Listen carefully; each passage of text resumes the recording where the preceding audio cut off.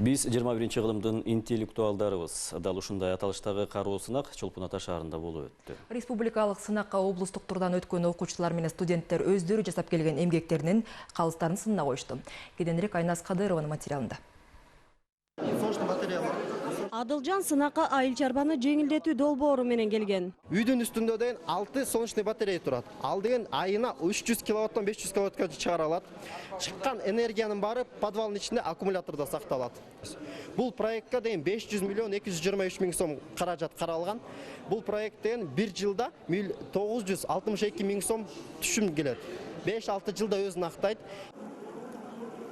Дастанбек болсо алыскы Баткен облусунан робот-сапер техникасы менен келген. Бул жолку биз 21 кылымдын интеллектуалдарыбыз кароо сынагына экинчи рет катышып жатат.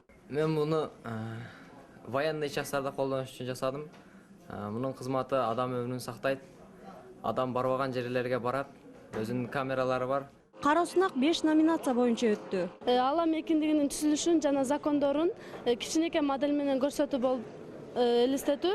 Ал эми бунун актуалдуулугу болсо, мисалы ай тутулуу, күн тутулуу, жер планеталардын парадын бардык адамдар түшүнө албайт. Ошон үчүн мен бул макетти эгерде биз ошол себептерди түшүнсөк, астрономияга толугу менен жооп бере алабыз да. Кандайдыр бир генераторларды иштетүү үчүн биз деген кандайдыр күйүүчү маа же топливо колдонот экенбиз да бугачы.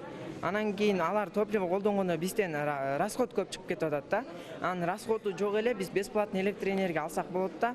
Мисалы биз магниттердин жардамы менен алсак болот. Магниттер взаимодействие келгенде булар ток берүү күчүн алып келет, магнит талаасы жүрөт, импульс болот. Жыл өткөн сайын кароо сынакка катышкандардын саны арбып барат. Сынактын быйылкы өзгөчөлүгү балдардын эмгегин тарых илимдеринин доктору, профессор жана академиктер баалады. Окуган жасаган балдар бар. Анан көпчүлүк компьютер, компьютерде отурганда эмес, ошол компьютерде эмес, ошо кол менен өзүнүн колу менен жасаган балдар болуп атпайбы?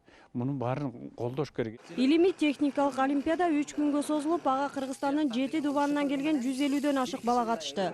Сынак Республикалык Алтын түйүн инженердик техникалык балдар академиясы тарабынан быйыл 19-жолу өткөрүлдү. Айназ Кадырова, Аскар Улан уулу, Коомдук 1 канал.